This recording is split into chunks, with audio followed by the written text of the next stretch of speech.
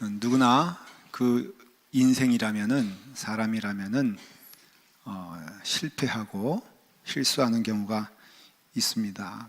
사실 보면은 실패했다라는 것이 어떤 특별한 사람에게 일어나는 것이 아니라 우리 모두에게도 일어나게 되죠.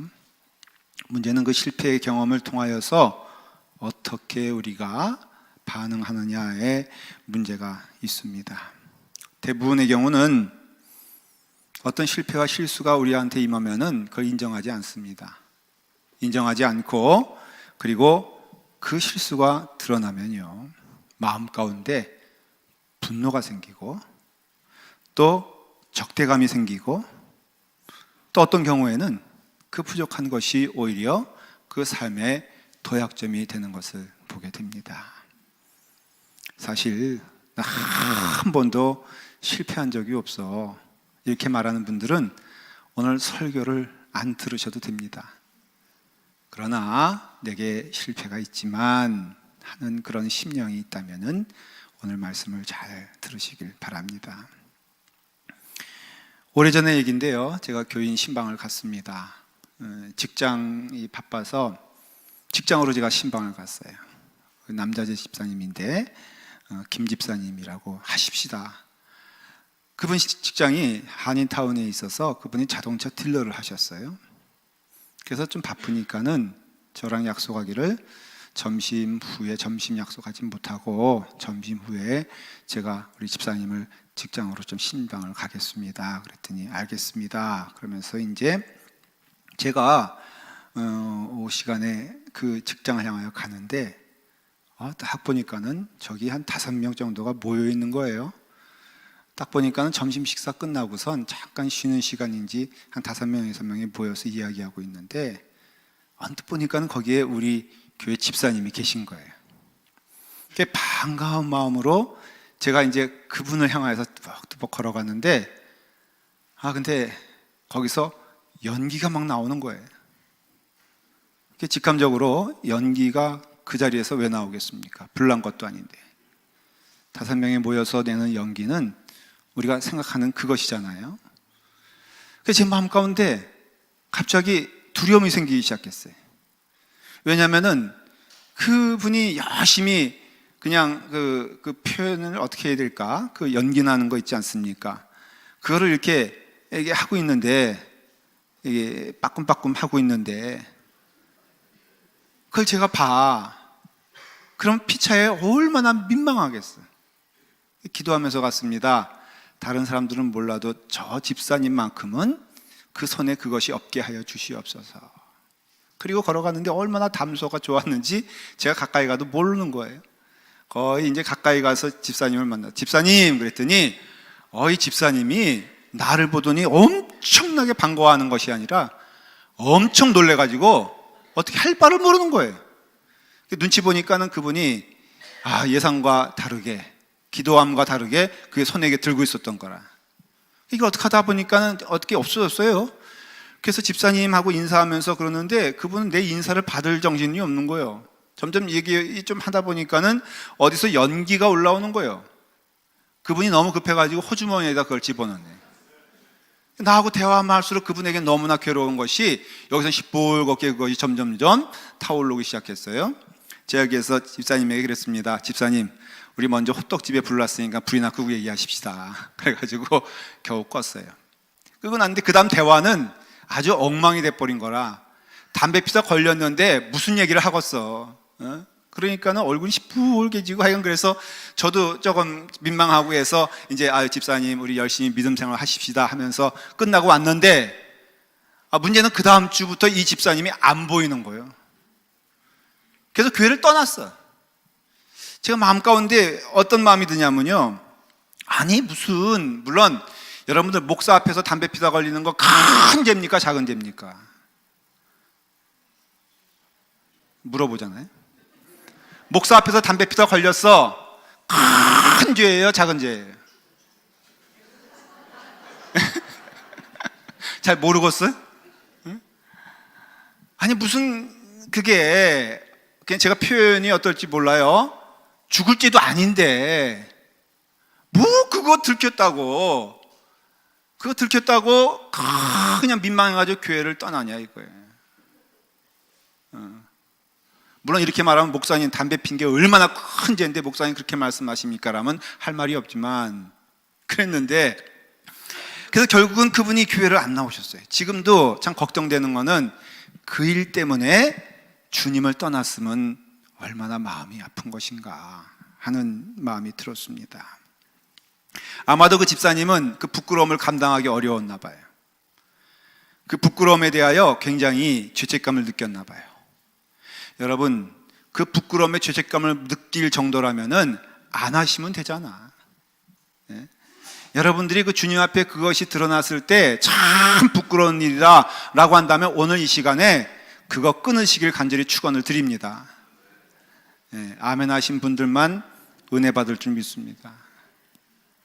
주님 앞에서 떳떳치 않은 거라면은, 그래서 그것 때문에 내가 깊은 죄책감으로 들어간 것이라면은 이제부터 하지 마십시오.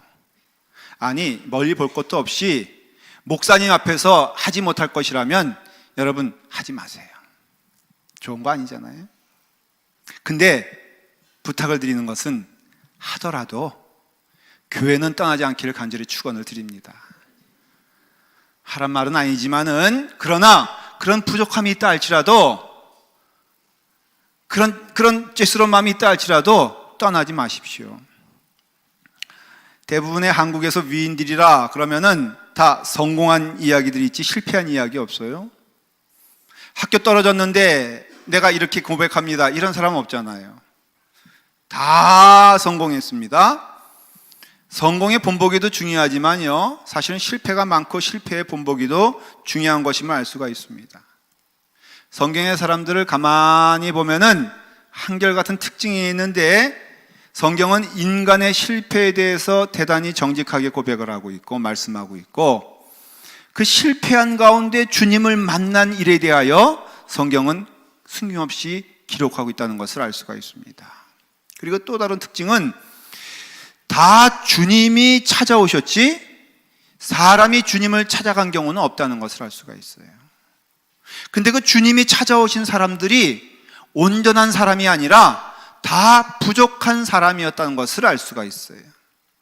아브라함이 하나님의 부름을 받아서 거창하게 믿음의 조상이 되었다, 갈대아 우르를 아주 믿음으로 떠난 것처럼 성경은 말하고 있지만, 그러나 그가 가나안 땅에 이르게 되었을 때, 척박한 땅임을 보게 되었을 때 그에게는 애굽이란 땅으로 가는 시험에 걸리게 됩니다.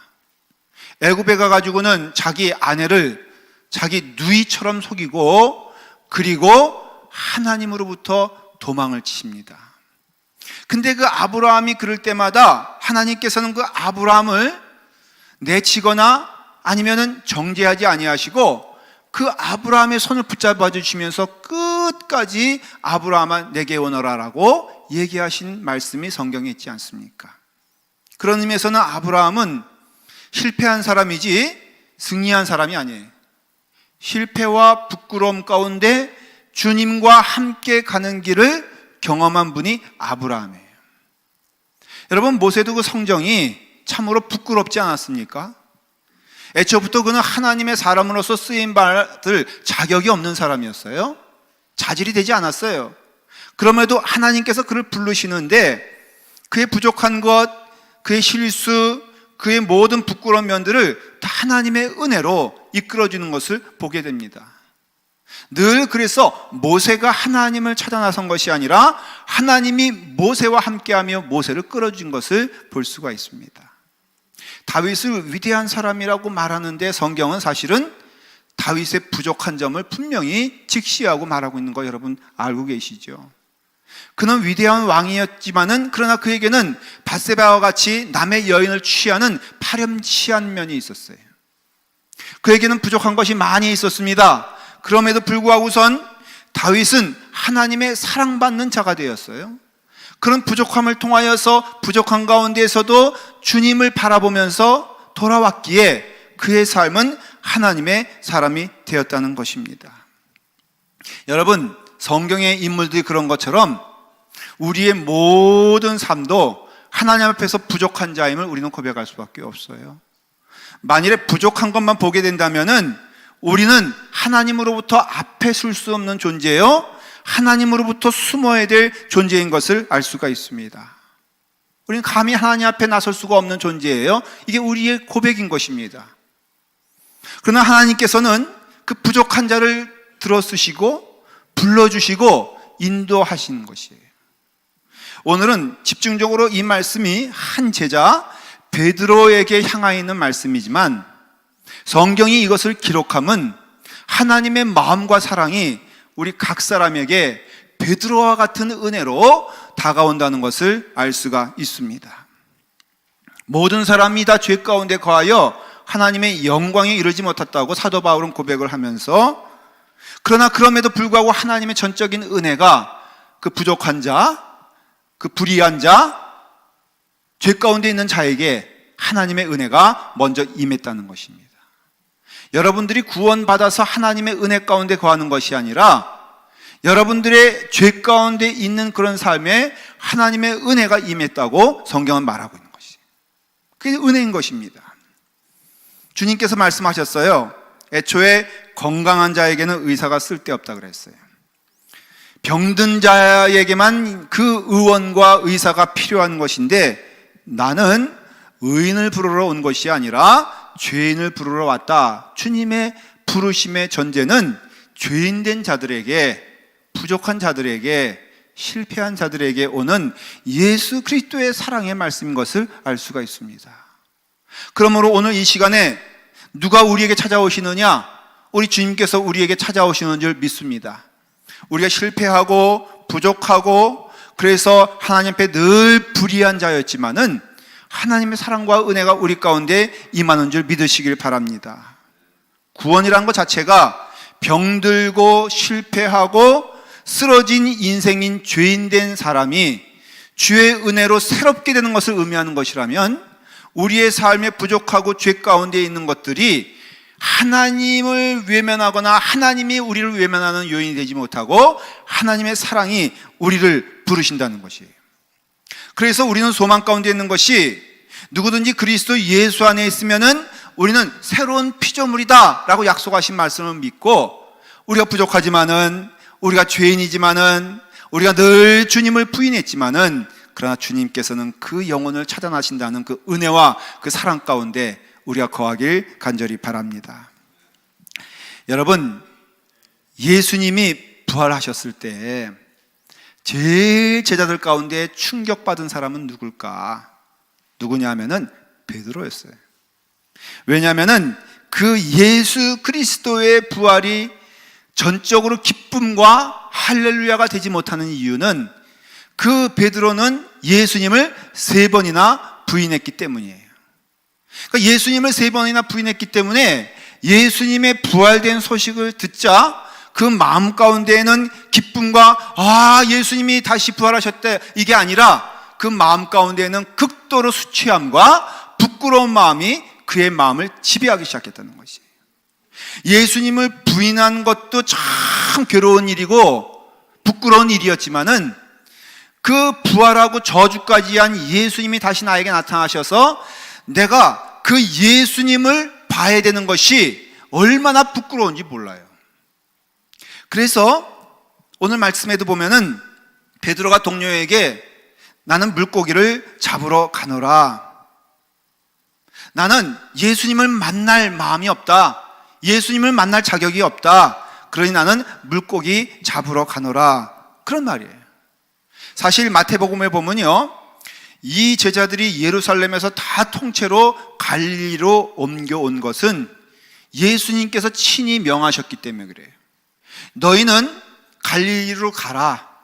내가 너희보다 먼저 갈릴리로 가서 너희들을 맞이할 터이니 너희들은 다 갈릴리로 와라. 그의 제자들에게 이르되 그가 죽은 자 가운데서 살아나셨고 너희보다 먼저 갈릴리로 가시나니 거기서 너희가 배우리라 하라. 보라, 내가 너희에게 일렀느니라. 예수님께서는 제자들에게 너희들 갈릴리로 가는데 내가 먼저 가 있으마. 거기서 나와 함께 거하자라고 말씀하셨어요. 그러니까 베드로와 제자들은 이 갈릴리로 가면은 예수님, 부활하신 예수님을 만날 것을 다 알고 있었어요. 근데 여러분, 베드로가 나는 물고기나 잡으러 가겠다, 이것은 뭘 말하냐면요, 그 부활하신 주님을 만나는 것이 너무 부담스러운 거라. 그 부활하신 주님을 만나는 것이, 왜냐하면은 자연적으로 그 부활하신 주님을 보는 순간 그 예수님을 통하여 내가 예수님을 3번이나 부인했던 그 부끄러운 모습이 거기에 거울처럼 투영되기 때문에 그 부끄러운 자기 모습을 보는 것을 견딜 수 없었던 것이에요, 베드로는. 그래서 주님께서는 갈릴리에서 보자는 그 명령, 그 약속의 말씀을 주었음에도 불구하고 베드로는 갈릴리로 가자마자 거기 계시는 예수님을 찾으러 다니는 것이 아니라 아무도 올 수 없다고 생각하는 아주 갈릴리 바다 한가운데로 그 배를 타고 나는 물고기나 잡으러 가겠다는 것은 실제로 물고기를 잡겠다는 뜻이 아니라 나는 예수님을 피하여 그 깊은 물속으로 들어가겠다는 뜻이었다는 것이죠. 왜냐하면 부끄러움 때문이었습니다. 여러분, 주님은 부활하셨어요. 그러나 주님은 부활하셔서 그 제자들을 버리지 아니하시고 새롭게 제자들을 취하지 아니하시고 예수님이 그 제자들을 찾아나셨다고 성경은 말하는데 몇 번이나? 3번이나. 여러분, 3번은요 참 중요한 숫자 아니에요? 예수님이 21장 뒤에도 내가 나를 사랑하느냐 베드로에게 물어보실 때 3번 물어보셨다 그랬어요. 그 다음에 예수님은 3일 만에 부활하셨다 그랬어요. 예수님은 부활하신 다음에 제자들을 3번이나 찾아 나섰다고 말씀하고 있어요. 거꾸로 말하면은 그 베드로는 예수님을 몇 번이나 부인했어요? 3번이나 부인했단 말이죠. 그러니까는 결국은 찾아 나시는 주님의 그 손길과 주님의 인도하심과 그 눈길을 베드로는 너무너무 죄송하고 부담스러워서 더욱더 예수님과는 가까이 있지 않은 먼 곳으로 가려고 하는 베드로의 죄악의 마음, 어두운 마음인 것을 볼 수 있어요. 사람이 죄를 지면요, 하나님과 나와의 관계에 있어서는 자꾸 그 죄 지은 것으로부터 나를 숨기려고 하는 태도가 있어요. 아담이 죄를 졌잖아요, 하나님께. 그 다음에 아담이 한 일이 무엇입니까? 하나님의 낯을 피하여 아주 깊숙한 곳으로, 더 어두운 곳으로 도망가지 않습니까? 근데 그 도망간 그 아담에게 하나님이 찾아나셔서 아담아, 내가 어디 있느냐라고 물어보시잖아요. 그러니까는 그 어두운 가운데 있는 자를 하나님은 찾아나신다는 것이죠. 반드시 그렇다는 거예요.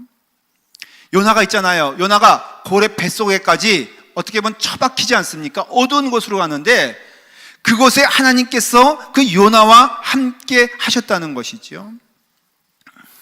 내가 어디 있느냐라고 물어보는 것은 하나님께서 몰라서 물어보는 것이 아니에요. 내일 시험을 치러야 될 아들이 오락실에서 정신없이 놀고 있는 그때에 그 어머니가 아들 향해서 너 지금 어디 있니? 라고 물어보는 것은 몰라서 물어보는 것이 아니라 너가 있는 곳이 어두운 곳이 아니냐, 왜 네가 그곳에 있느냐, 너의 있어야 될 자리는 거기시 아니지 않느냐라고 하나님께서, 어머니께서 물어보신다는 것이죠. 내가 있어야 될 것은 오락실이 아니라 내가 있어야 될 것은 공부방이지 않냐, 내가 할 일은 지금 시험을 준비해야 될 때가 아니냐, 너의 있어야 될 자리가 어디냐고 그 하나님께서는 물어보신다는 거예요. 아담아, 내가 어디 있느냐? 내가 있어야 될 것은 죄와 어두움의 나락이 아니라 온전한 밝은 곳인데 나와 함께 있어야 되는 것인데 너의 있을 곳이 이 자리가 아니지 않느냐. 근데 주님께서 부르시는 그 부르심은 죄악 가운데 있는 온전한 자가 아닌, 쓸모있는 자가 아닌, 그저 하나님의 제자 같은 자가 아닌, 제자 같지 않은 그 영혼들에게 하나님은 오늘도 물어보신다는 것이에요. 내가 지금 어디 있느냐? 내가 있어야 될 곳이 이곳이 아니냐? 예수님께서는 물어보세요, 제자들에게. 너희들에게 고기가 있느냐? 고기 없는 거 뻔히 아시거든요. 여러분, 베드로의 마음 가운데에는요, 지금 주님을 떠났지만은 주님이 내 마음 가운데 가득 차 있는 것을 말하는 것이에요. 그 베드로의 마음 가운데에는 주님을 멀리한다고 했지만은 그러나 그 마음 가운데는 낙심의 마음이 가득 차 있기 때문에 차마 주님을 배울 수 없는 그 상태까지. 그래서 여러분, 제일 무서운 게 뭐냐면 낙심이에요, 낙심. 우리가 잘못된 길로 걸어갔을 때 그것도 무서운 것이지만은 그 가운데 있는 낙심은요, 성경은 말하기를 낙심하는 그 순간 사탄의 영이 그 가운데 임한다 그랬어요. 그래서 베드로에게도 주님께서 말씀하시기를 시몬아, 시몬아, 봐라, 사탄이 너희를 밀가부르도 하려고 요구하였으나 사탄이 노리는 그 자리가 어디냐면요, 낙심의 그 자리에서 절망의 그 자리에서 자꾸 더 어둠 속으로 가게 만드는 것이 사탄의 영이라고 성경은 말하고 있다는 것이에요. 그때 우리가 낙심하였을 때 절망스럽고 소망이 없는 그 상태에서 여러분 어느 쪽으로 가느냐, 어디에 부르심에 응답해야 되느냐, 주님께 부르심에 응답하는 여러분들에게 간절히 축원을 드립니다. 여러분 낙심의 그런 점에서 영이라고 한다면요, 이 낙심의 영에 공격받지 않는 사람 한 사람도 없어요. 다 그 가운데 있는 것이, 여러분들이 그것이 주님의 일을 하면서 때로는 내가 왜 이렇게 일을 하고 있는가, 내가 이 정도뿐이 안 되는가라는 절망의 순간에서 우리 주님은 부르신다는 것을 잊으시면 안 돼요. 낙심은 누구에게나 있습니다. 신학교를 갓 졸업한 목사님이에요. 교회 파송을 받아가지고 첫 설교를 했는데 예배를 마치고 목사님이 이제 인사를 교인들에게 하지 않습니까? 근데 교인들 가운데는요, 별 교인들 많이 있어. 어떤 교인은 요 주보에 보면은 여기 이렇게 요약하라고 이렇게 공란이 있지 않습니까? 거기다가 다 정리를 해. 5분 30초에 목사님 인용을 잘못했습니다. 10분 50초에 목사님 예화가 적절치 않음을 알고 계십시오. 다 써가지고는 목사님 하면서 이거 읽어보세요 하면서 딱 주신단 말이에요. 우리 교회가 아니에요. 예배를 마치고 목사님이 교회 문간에서 교인들과 인사를 나누는데 심술궂은 어느 할아버지 집사님이 인사를 합니다. 아니 목사님 설교를 원고 보고 읽으면 어떡하는 거예요? 읽는 것도 시원치 않고 내용도 형편없었어. 목사님 실망입니다. 그 얘기를 듣는 순간 이 목사님 마음 가운데 뭐가 떨어졌어? 낙심이 떨어졌어. 낙심이. 그래서 이제 낙심의 영이 막 자기 마음을 주장하는 거예요. 그런데 뒤에 친절하게 생긴 할머니가 나오시면서 말씀을 하셨습니다. 웃으시면서 말씀하십니다. 목사님, 그 영감쟁이 말 듣지 마시오. 그 영감은 언제나 다른 사람들이 하는 말을 옮기는 것뿐이니까 목사님 너무 신경 쓰지 마십시오. 그 말을 들으면서 이 목사님은 주저앉아 버렸어요. 이 영감님은 어떻게 한다고요? 교인들이 하는 말을 다 전달하는 사람이래. 그러니까 교인들이 설교 듣고 무슨 말 했던 거예요? 여러분, 그래서 제가 그때 주저앉았다면은 지금 이 자리에 없죠. 그러니까는 우리의 마음 가운데 낙심이 이렇게 무서운 거예요. 오늘 나에게 정말로 폭포수 같은 은혜가 임하길 원하는데 내가 그럴 만한 자격이 있는가? 내가 받을 만한 자격이 있는가? 내가 하나님의 사람이라고 말할 수 있는가? 정말로 제자들의 마음처럼 예수님께서 우리를 제자로 인정해 주실까? 말도 안 돼. 그냥 우리가 알아서 피해야지. 이게 베드로의 마음이었거든요. 예수님을 만나는 게 너무너무 부끄러워서 예수님 만나면 또 어떤 책망을 들을까 두려운 마음으로, 그래서 그는 자리를 피한 것이란 말이죠. 근데 여러분 한번 생각해 보십시오. 하나님이 아담을 찾아나시면서 아담아 내가 어디 있냐라는 것은 아담을 정죄하고 아담을 심판하기 위해서 오신 것입니까? 그거 아닌 거 우리는 알아야 되거든요. 베드로에게 예수님께서 3번이나 나타나시고 그리고 갈릴리로 가라 말씀하시고 내가 너와 함께 하시겠다고 말씀하시는 것은 여러분 그 3번이나 부인한 베드로를 책망하기 위해서 예수님께서 베드로에게 그렇게 말씀하신 것입니까? 아닌 거 알잖아요. 근데 여러분 우리 가운데 그와 같이 낙심의 마음이 있고 우리에게 그만큼 부정의 마음이 있고 또한 우리 마음 가운데 그런 죄송한 마음이 있다면요, 우리가 놀라운 것은 들을 기가 없어져 버린다는 것이에요. 듣지 못한다는 것이에요. 깨닫지 못한다는 것이에요. 엠마오로 가던 두 제자가 여러분 어떤 마음이었습니까? 그가 하나님 말씀을 들을 그전까지 예수님께서 그와 함께 하시고 한참 동안 동행했는데도 그들의 눈이 가리워져서 그인 줄 알지 못하였더라. 성경은 말하고 있잖아요. 그러니까 여러분 우리가 낙심 가운데 있게 되었을 때 우리가 열심을 다하여서 귀를 쫑긋하여서 하나님의 음성을 들으려고 해야 돼요. 주님께서는 언제나 그 낙심한 자에게 하나님께서 나타나 주시거든요. 주님이 함께 하신단 말이죠. 우리 가운데 실패가 있을 수 있어요. 죄송할 수 있어요. 부족할 수 있어요. 죄인일 수 있어요. 그러나 여러분 그 죄인을 위해서 오신 하나님의 마음을 기억하시길 바랍니다. 돌아온 탕자가 제일 잘한 것이 뭐라고요? 아버지가 나를 위해서 기도하고 있다는 것을 그는 들은 거예요. 그 일 때문에 그가 주님께로 아버지께로 돌아간 것 아니겠습니까? 오늘 여러분들 이 자리에서도 우리가 고백하건대 어디 우리가 주님 앞에서 설 수 있는 자가 어디 있겠어요? 우리가 자신 있게 주님 앞에서 납니다 라고 말할 수 있는 자가 어디 있겠어요? 지난 한 주간의 삶을 살펴보아도 예수님 자녀답게 살았나요? 못 살았잖아요. 우리가 부족한 자였잖아요. 감히 하나님의 사랑을 요구할 만한 그런 자가 아니었잖아요. 그럼에도 불구하고선 그 부족한 여인들이 주님께 나와 간구하고 사모하게 되었을 때 그들이 자격이 있어 그런 것이 아니라 죄인이었지만, 부끄러운 사람이었지만 오직 주님의 은혜만을 믿고 나온 자들에게 주께서 책망하지 아니하시고 그들을 향하여서 축복해 주시고 은혜 주신 것을 기억하게 되었을 때, 여러분 부족하다 할지라도 주의 은혜 가운데 여러분의 삶이 주의 손길 가운데 있는 것을 믿으시길 바랍니다. 하나님께 맡기십시오. 내 능력으로 되는 것이 아니라 하나님의 은혜로 되는 것임을 기억하면서, 내 헌신으로 되는 것이 아니라 하나님의 은총으로 되는 것임을 기억하면서 두려워하지 말고 근심하지 말고 나 자신에 대해서 부끄러워하지 말라는 것이에요.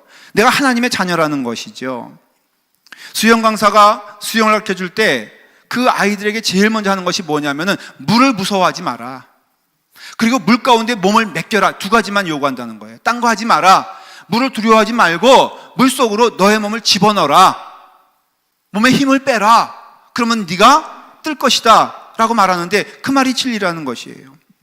우리 주님께서는요, 실패한 베드로를 포기하지 않으십니다. 끝까지 그 베드로를 인도하십니다. 이 말씀의 뜻은 무엇이냐면요, 성령 하나님을 통하여서 먼저는 베드로였지만은 모든 우리들에게도 동일한 은혜를 주시사 하나님께서는 우리를 찾아 나서시고 우리를 부르시고 우리 가운데 거하시는 것을 믿으시길 바랍니다. 누구도 상관없이. 그렇다면 우리의 할 수 있는 가장 최선의 길은 하나님의 부르심에 응답하여 주여 제가 여기 왔사오니 주님 저를 받아주시옵소서라고 할 때 여러분들의 삶이 회복되어지고 여러분들의 삶이 은혜 가운데 주의 길 걸어가는 축복이 임하는 줄 믿으시길 바랍니다. 베드로의 마음 가운데는 낙심의 마음이었지만 주님의 마음이 있었어요. 그 증거가 무엇이냐면은 그 요한이 저기 주님 계신다 그러니까는 베드로가 그 마음 가운데 있던 낙심의 마음이 주님을 보면서 주님께로 나아가면서 무리를 뛰어갔다고 그러지 않습니까?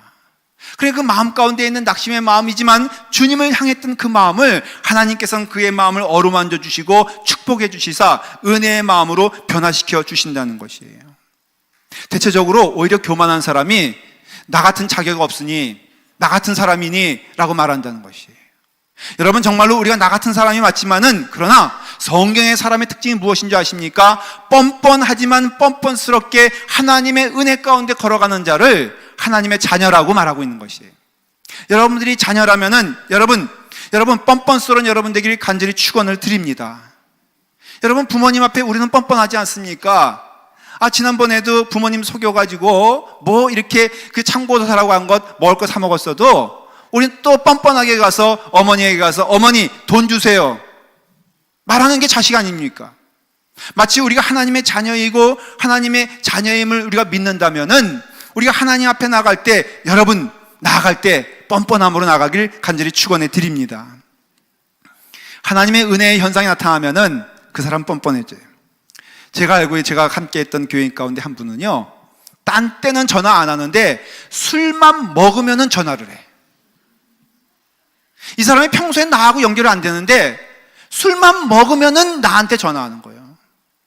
그래서 1시간이고 2시간이고 얘기하다가는 목사님 내가 목사님을 뵈야 되겠습니다. 그럼 난 또 할 수 없이 10시가 됐든 11시가 됐든 그 집에 달려가 가지고 그분과 지냅니다. 제가 한번 물어봤어요. 아니 왜 집사님 딴 때는 전화하지 않는데 왜 술만 마시면은 나한테 전화합니까? 그랬더니 그분 얘기가 딴 사람들은 내가 술 마시면 전화를 안 받는다는 거예요. 전화 받는 유일한 사람이 목사님이니까 내가 술 마시면 누구한테 전화하겠어? 아무도 안 받는데. 그러니까는 목사님이면은 당연히 받아주셔야지. 여러분 얼마나 뻔뻔합니까? 그 뻔뻔한 분이 권사님이 되셨어. 이분이요 이상해. 금요일날 집회에 나오는 때가 딱 언제냐면은 술 먹었을 때. 술 먹었을 때 갈 데 없으면 교회에 와서 그 자리에 있어. 교인들이 불평합니다. 아니 목사님 저 집사님 왜 이러십니까? 부끄러워서 못 보겠습니다. 아니 그냥 멀쩡할 때 나오지 오히려 술 먹고 왜 술 먹으면 집에 있지 왜 교회에 나옵니까? 여러분 거꾸로 술 마셔서 교회 나오는 것은 하나님의 은혜를 너무너무 사모해서 나온 줄 믿으시길 바랍니다. 아니, 가끔 우리 교회는 안 그렇지만은 좀 이렇게 담배를 피시더라도 좀 숨어서 피시지, 여기다가 꽂고 오는 건 또 뭐예요? 예배 시간에 인사하는데 그런 분들은 또 인사도 깍듯이 90도로 해. 그래서 하면은 피차에 민망하게 땅바닥에 떨어진 담배깍 보면서 그것도 뻔뻔하게 그것을 주워 그러면서 또 인사를 해. 여러분, 신앙적으로 말하면요, 어떤 분이 축복받냐 하면은 그런 분이 축복받는다 이거예요. 네. 하나님께서는 이와 같이 하나님께 나오는 자를 축복해 주시고 인도하시는 줄 믿습니다. 베드로처럼 부족하죠? 얼마나 뻔뻔합니까? 그러나 주님을 만나게 되었을 때 그래도 사모하는 마음으로 주께 나아가지 않습니까? 그리고 예수님께서는 그 베드로에게 부족하지만은, 예수님을 부인했지만은, 예수님을 배신했지만은 그 배신한 예수님의 배신한 그 제자를 놓고선 버리지 아니하시고 주께서는 그에게 축복하시고 떡을 떼시사 하나님의 자녀로 삼아졌다는 것을 여러분 믿으시길 바랍니다. 주께서는요, 우리 가운데 함께해 주셔서 그 실패한 자리에서 불러주시는 줄 믿으시길 바랍니다. 한 자매가 있었어요. 이 자매가 어린 나이에 남자를 만나가지고 행복을 꿈꾸면서 결혼을 약속합니다. 근데 아이를 덜컥 뺐어요. 근데 이 남자가 말하기를 이 여자에게 당신 미국에 먼저 가 있어라. 그러면은 내가 쫓아가마 해가지고 이 여인이 21살 난 학생인데 그저 유학한다 하고선 와서는 이 남편을 기다리는데 주일날 아침에 전화를 받았어요. 받았는데 어떤 여자에게 전화가 왔는데 당신 이름이 누구누구냐? 그렇다. 어떤 남자 이름을 아느냐? 아, 그 사람 내 남편 될 사람이다. 그랬더니 아니라는 거예요. 그 사람이 자기 남편이라는 것이. 그래서 이 남자가 이 여자를 떼어놓으려고 그냥 미국으로 보내버린 거예요. 주일날 아침에 이 여자는 이제 실패한 사람 아니에요. 부끄러운 자 됐잖아요. 어두운 자가 되었잖아요. 내 인생의 마지막은 이때구나 라고 생각하고 그 여자가 마지막 삶의 숨을 끊기 위해서 근처 호숫가로 차를 몰고 갑니다. 근데 가다가 거기에 교회가 하나 있었던 것을 봐요. 이 사람 교회 다니는 사람이 아니었어요. 한인교회였어요. 마침 예배 드리는 시간이었어요. 이 여자가 그것을 보는 순간 왠지 끌리듯이 이젠 죽으러 가는 그 사람이 마지막으로 예배를 처음으로 드리러 온 것이에요. 근데 목사님의 설교 제목이 뭐냐면은 죽지 말라. 하나님을 찾으면 하나님이 살 길 열어주신다. 이 제목이었어요. 그래서 이 목사님이 열심히 그 여인을 향하여 말하는 건 아니지만 수번에 걸쳐서 너 죽지 마. 하나님께서 살려주시오. 너 죽지 마. 하나님께서 인도해 주시오. 그 삶은 참으로 부정적인 삶이고 부끄러운 삶이었지만 그 말씀이 자기에게 들려오는 순간 하나님의 음성을 들었다는 것이에요. 그분의 고백이에요. 너 죽지 마. 살아야 돼. 내가 살 길을 열어줄게. 그 음성을 듣는 순간 설교 중간에 그 여인은 울음을 멈출 수가 없었어요. 통곡을 하기 시작했어요. 이민교회에서 그 여인을 바라보는 사람들의 마음이 어떻겠습니까? 예배 끝나고 그 여인의 사연을 들었습니다. 함께 모여 기도하고 함께 얘기했습니다. 걱정하지 마. 우리가 함께 해줄게. 여러분, 정말 주님께서는 갈릴리까지라도 3번이나 부인한 그 베드로의 심령까지라도 붙잡아 주시고 인도해 주십니다. 우리의 삶의 여정에 있어서 때로는 실패한 거 많이 있잖아요. 부족한 거 있잖아요. 그러나 그것을 보지 아니하시는 하나님의 은혜와 사랑이 있어 죽지 마. 쓰러지지 마. 내가 너와 함께 할게. 내가 너를 지켜줄게 라는 주의 음성이 베드로에게 동시에 우리에게도 임하는 줄 믿습니다. 주님께 나아가는 성도 되기를 간절히 축원을 드립니다. 기도하겠습니다. 아버지 하나님, 우리의 삶 가운데 주께서 함께해 주시사 은혜 안에서 주님의 길 걸어갈 수 있는 은총과 은혜 허락해 주시니 감사합니다. 3번이나 부인한 예수님을 멀리하고 예수님을 배신하고 예수님을 저주까지 했던 그 3번이나 부인한 베드로의 삶 가운데 주님께서 함께 하셔서 내 너를 포기하지 않는다 말씀하시고 내 너를 사랑한다 라고 말씀하시고 손 붙잡아 주신 그 주의 사랑이 오늘 이 시간에 우리 가운데에도 임하는 줄 믿습니다. 아버지 하나님께 부지런히 나아가는 주님의 자녀 되게 하여 주시옵소서. 예수님의 이름으로 기도드리옵나이다. 아멘.